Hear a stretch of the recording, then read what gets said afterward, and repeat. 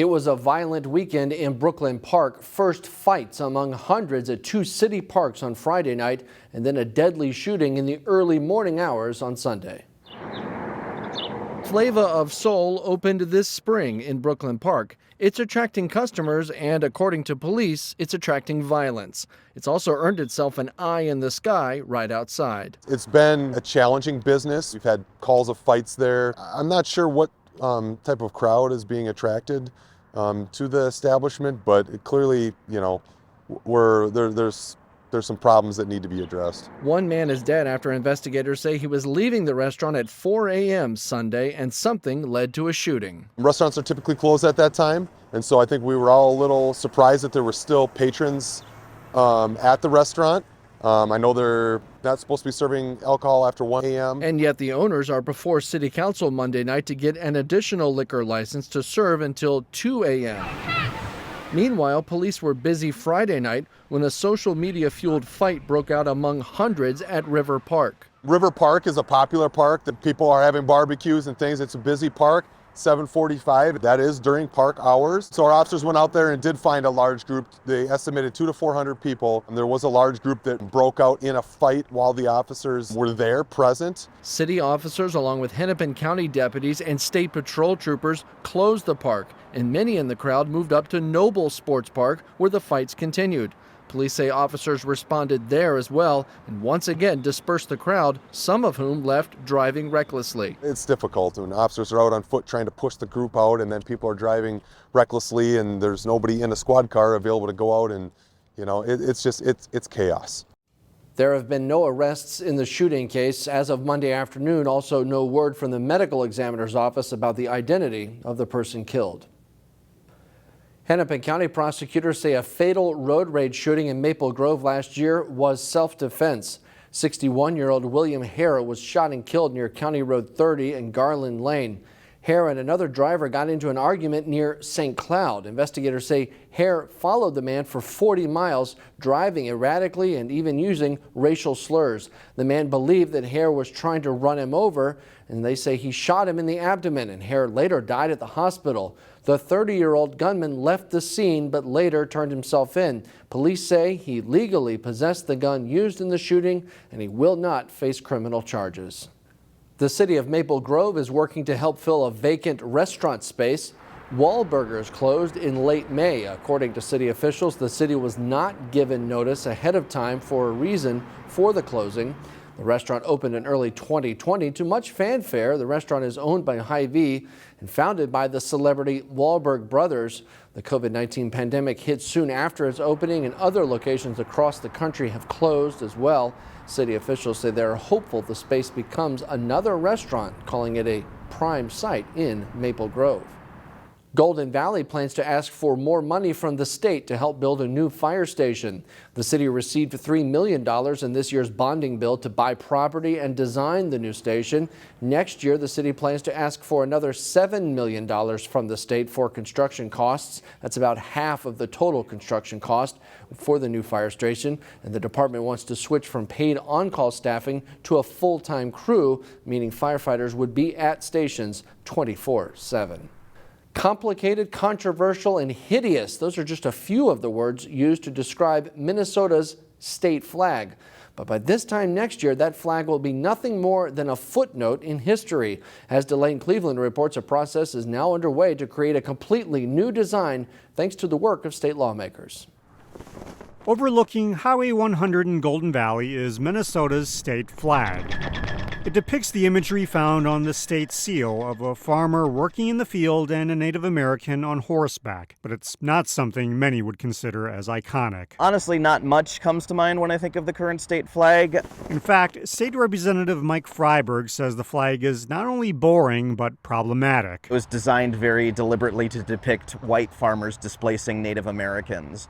So it's just not something that's distinctive. It's not something that that at least I'm proud of. It's one of the reasons why Freiberg sponsored a bill, which passed during this year's session, to redesign the state flag and state seal by the end of the year. I was very excited that it passed. I mean, I'd rank it as one of the top accomplishments I've had as a legislator, because it's something I think everyone will see and a lot of people are aware of. The process of coming up with a new design will now be in the hands of a 13-member task force that, once appointed, will spend the rest of the year coming up with a design that Freiburg hopes will make Minnesotans proud. I'm hoping it'll be a transparent, open process with lots of opportunities for public comment. I think it's really important to hear from people. The website Minnesotans for a Better Flag has more than a dozen designs created by various artists that are likely to be submitted once the public comment period opens. Whether any of these designs is chosen as the winner remains to be seen. You know, blue stripes or... But in Freiburg's mind, the important thing is that the current flag will be replaced once and for all. My hope is that it'll be a symbol that people are proud of, that people use to identify the state, because I don't believe the current state flag actually does that. In Golden Valley, Delane Cleveland, CCX News. And in case you missed it, Main Street in Maple Grove became a canvas for chalk artists from around the world. Sean McCann and other chalk artists spent Saturday and Sunday delighting the crowds who came out to see their designs. We'll leave you with more pictures from Chalkfest 2023.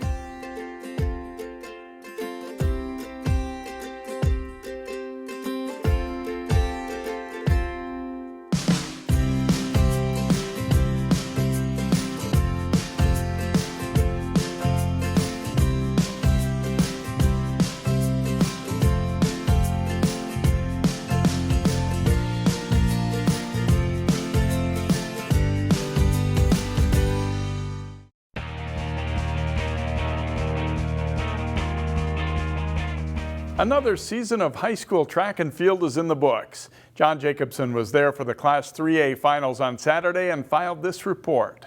A cool and windy afternoon for the finals in Class 3A track and field at St. Michael Albertville High School. After wins for Wayzata in both the 4x800 girls and boys relays, Maple Grove's outstanding sprinter Jordan Borsch in her first race of the day wins the girls 100 meters in 11.65 seconds. Hannah Horton of Champlin Park places third. Boys 100 meters in lane 6 in the black top is Minnetonka's Tobias Williams. He wins in 10.47 seconds. Rich Lutudi of Champlin Park is third. Maple Grove's Charlie Roush finishes fourth. 100-meter wheelchair race, and Wayzata's Michael Allen with one of his 3 victories on the day. The junior sprints to the win here in 17.73 seconds. Girls triple jump, it's Osseo's Mariana Watson going 37 feet, 3.75 inches in her best jump. Freshman finishes 6th in the competition. Girls 1,600 meters, Wayzata's Tegan Anderson with a strong race. She takes first in 4 minutes, 51.61 seconds. Sydney Drevel of Hopkins is the runner-up, 3.5 seconds behind Anderson. Boys 1,600, and 2 days after setting a new state record in the 3,200, it looked like Armstrong's Noah Brecker would also win the 1,600, but a late kick from Lakeville North's Blake Stashowitz gives him the win in 4 minutes, 10.59 seconds. Brecker finishes second.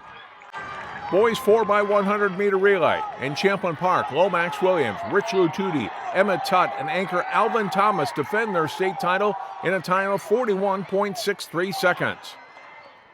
Girls 400 meters, Borsch of Maple Grove defends her state championship in this race. The state record holder takes first place in 54.44 seconds. Girls 800-meter run. Wayzata teammates Grace Weber and Tegan Anderson are side by side before a final push from Weber gives her the win in 2 minutes, 10.44 seconds, about half a second ahead of Anderson.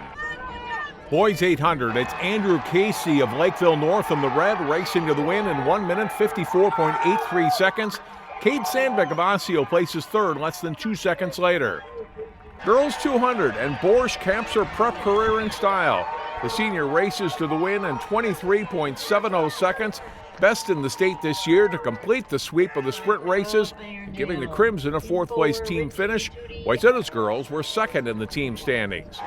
Finally, the boys 200, Champlin Park's Rich Lutudi in his final high school race defends his title with a win in 20.99 seconds as the Rebels boys finish 5th as a team. In St. Michael, John Jacobson, CCX Sports. After Wayzata captured the team title at the state Class AA boys tennis tournament, singles and doubles championships were on the line. Top-ranked Colin Badoon of Wayzata was upset in the singles quarterfinals. but 2 of his teammates played into the last day of the doubles tournament. Boys tennis, Hugh Perrell of Orono serves in the State Class AA doubles third place match. Perrell and Owen Scansey facing Wayzata's Brad Hagen and Aaron Badoon. Hagen rips a cross-court forehand winner.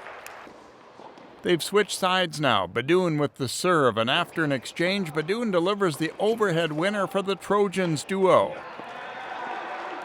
Scansey with the serve for the Spartans team. Perrell wins this point with an overhead.